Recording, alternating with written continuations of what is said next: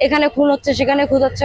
গতকালকে কোর্টের সামনে ডবল মার্ডারের একটি খবর আমরা পেয়েছি, যার কারণে আমাদের সাধারণ জনগণের মধ্যে প্রায় অনেক বেশি আতঙ্কের সম্ভাবনা তৈরি হচ্ছে।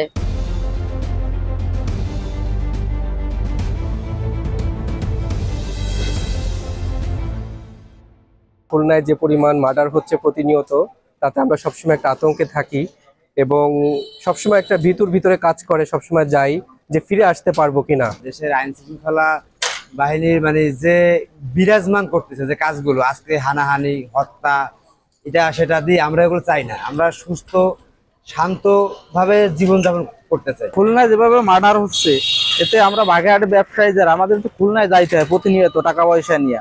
আমরা খুলনায় গেলে যেভাবে হত্যাকাণ্ড হচ্ছে, আমরা তো আতঙ্কে থাকি। আমরা টাকা পয়সা নিয়ে গেলে ওখান থেকে জীবিত আসতে পারবো কিনা। আমরা আসলে 5ই আগস্টের পরে একটা নর্মাল একটা রাষ্ট্র চাইছিলাম, যেটা আসলে আমরা পাচ্ছি না। যেভাবে হত্যা বা খুন বা খারাপ এইগুলো। 10 বছরের যাত্রা তো কেবলই শুরু। একসাথে গ্রো করার এই জার্নি চলুক আগামীতেও। পাঠাও 10 years of growing with you হচ্ছে সে তার ফলে আমরা আসলে কোনোভাবেই শান্তিতে নাই, আর এইভাবে আসলে থাকাও সম্ভব না।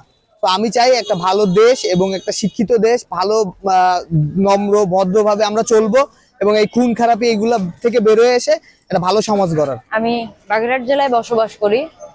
আমাদের পার্শ্ববর্তী জেলা হিসেবে খুলনা, যেখানে আমাদের সচরাচর যাতায়াত করতেই হয়, কিন্তু বর্তমান সময়ে পরিস্থিতি খুবই ভয়াবহ অবস্থায় রূপ নিয়েছে। প্রায়ই শোনা যাচ্ছে এখানে খুন হচ্ছে, সেখানে খুন হচ্ছে।